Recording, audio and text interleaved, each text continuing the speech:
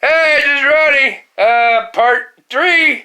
I got the mattress in, got the other hose put on, and I will tell you a few tips about any airbed to start with. I thought maybe this aftermarket would skimp on the size a little bit, and I looked it over real well on the electronically welded, frequency welded seams and stuff. They're not super thick where they welded it, but they about match that Select Comfort. The material is thick. And, yeah, I thought maybe they'd skimp on the size a little to save some bucks. Boy, that puppy fits right in there just perfect. So I can't complain about that. I can't complain about the quality control as of yet. You know, the seams are a little bit narrower, but they are frequency welded compared to the Select Comfort, which is the old style on one side thin, but if you can see here, it's thicker right there. That's still heat sealed. This is electronic frequency welded vinyl and canvas on the other side. So, yeah, we'll see what happens. Now, here's a kicker. Here's trick number 2. If you have any airbed and you're aired up, I got a light going on down there. This one sounds like this one is pumping up, okay? You'll be able to hear this real easy. Hear the timing of that? I don't know what a Select Comfort one sounds like if it's totally silent. None of them are totally silent. But this is a piston pump. I don't know if they have. I've never, I'm not dumb enough to buy a Select Comfort for $2,000 on sale. Because they all basically do the same thing. But if you're pumping air into your air chamber when you're just filling it, okay? If you hear that motion, that sound,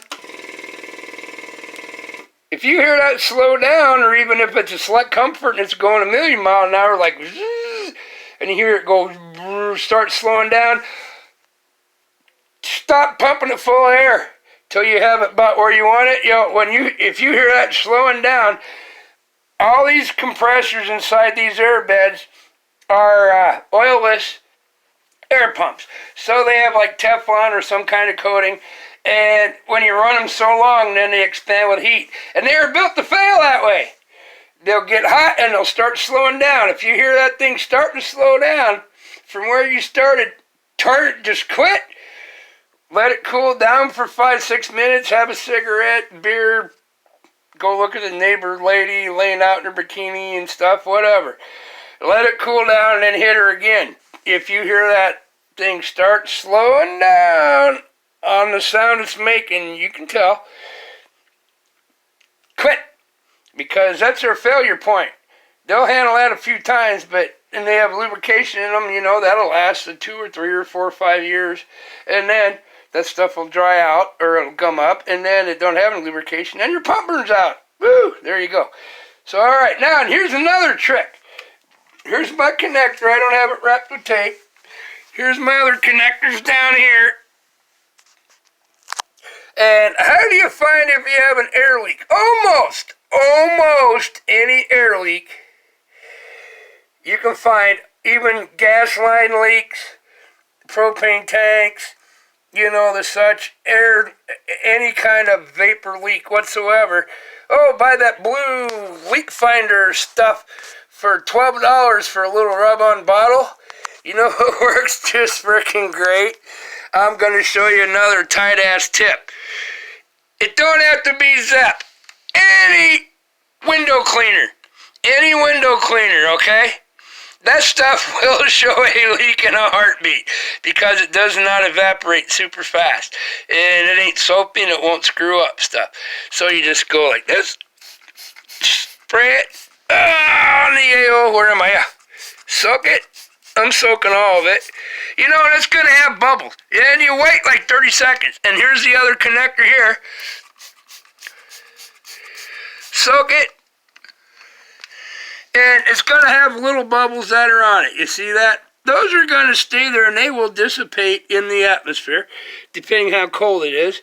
If it's warmer, they dissipate and pop. I will guarantee you, You do that and wait 35, 40 seconds. If you have a hole or a tire or even a little pinhole or a gas line leak or something, you know, once you spray, you're going to have them bubbles. Wait 30 seconds to a minute. And believe you me, that will still cling and it will not evaporate, and you will see little tiny bubbles, bubble, bubble, bubble, where the leak is. Yeah, and this is Zep, you know, Menards like $2 a bottle. Any window cleaner will work. But remember, it's going to have bubbles first, but now if you look right there, there's no bubbles anywhere. I said the atmosphere, they will pop in the atmosphere, and it's still wet. And if there is any kind of leak, it will bubble. It will, you know, if it's 90 degrees, you have at least 1 minute to find it. So, yeah, there you go. Screw the $8.95 gas leak checker and all that stuff. It's non-flammable and everything else. It's legal as hell. There you go. Window cleaner. You have an air leak or any vapor leak on anything. AC units. You know, there you go. You got a vacuum line that's getting a bad vacuum and actually getting pressure put into it instead of a vacuum. You'll find it with this stuff. Just plain old window cleaner. There you go. And I don't see any leaks. So the next test is hang out and sleep on it for a day or two and let's see, yeah? I say I'd call up the fucking girlfriend and we'd have at her, but it's already after 8, and I don't have a girlfriend, so just going to have to lay on it and see what happens. And I am going to wrap that hose clamp with black electrical tape. It don't do nothing except when you step on one, like this old one. If you happen to be walking around barefooted, like me, and then step on that, as my nephew says, it hurts. Yeah, that's not good. And this will not totally lose all the air. This is the old one, unless I roll it up. And I have taken these, rolled them up before, and put them in a bathtub, and they're such a slow, not even a seam leak. When they leak, they just end up leaking from the breakdown of the canvas and the vinyl ceiling. You can't even find a bubble. You know, you put them in, there's just so much surface contact that will hold little tiny air bubbles. You'll never find it. But it'll take 8 hours overnight, and you'll be laying in a frickin' hole. Believe you me, I've tried it more than once. They're just such a small pinhole leak, and it's usually never on a seam. It just, the stuff breaks down over time. You know, everything is made to a failure point. Make it past the warranty, and then it's going to fail. And there are built-in failures, like those air pumps. Okay? So there you go. So I'm going to put the rest of it back together and find me some Munchables, drink another beer, and yeah, I'll put these up on YouTube and Facebook. And if you learn something, there you go. But if you never seen one apart, yeah, they're pretty simple. But when they leak, I said, I've hunted and searched and seizured 2 different mattresses, well, 3 mattresses now. Can never find a leak, but it's leaking. You know when you're sleeping on it and you wake up in the morning and you're down in a freaking hole and you weren't digging it, something went flat.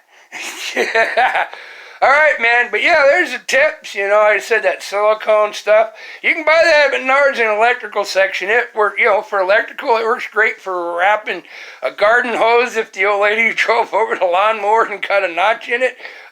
You know, to get by for a few days. Emergency use, that stuff works great for all kinds of patching. Radiator hoses on vehicles, you name it. But yeah, I'm impressed with the quality of this thing, but we'll see if it goes flat in 4 days. I probably won't be, but I don't see any trouble with it right now. So yeah, there you go. But yeah, that's why you wrap hose clamps and stuff like that. You step on them with your bare feet, or grab it with your bare hand that's got a sharp edge and cuts your ass. That hurts. Yeah, I was thinking about just taking this one and rolling it up. Yeah, I can show you right now. It will never go completely flat. See, I want to roll it up. You can't force air out of it.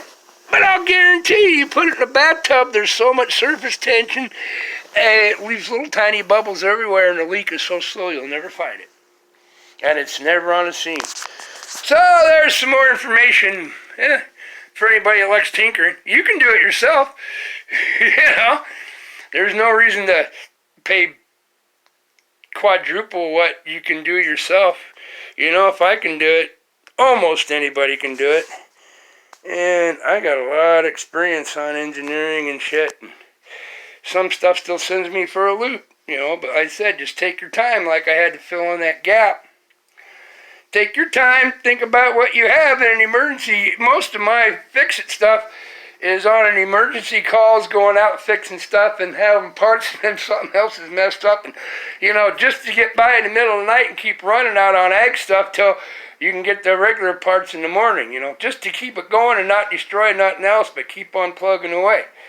Use your common sense, look at your surroundings, see what you have available, and do the best you can.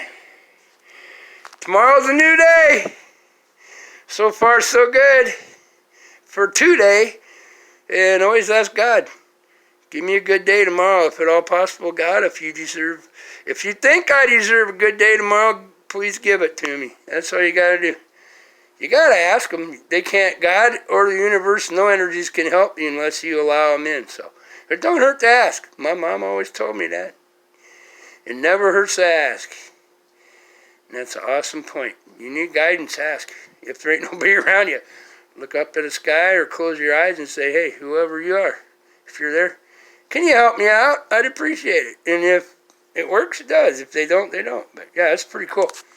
Love y'all. Peace. Happy heart, love. I'll see you later. I'll be back. Thanks if you watched. Hope you learned something.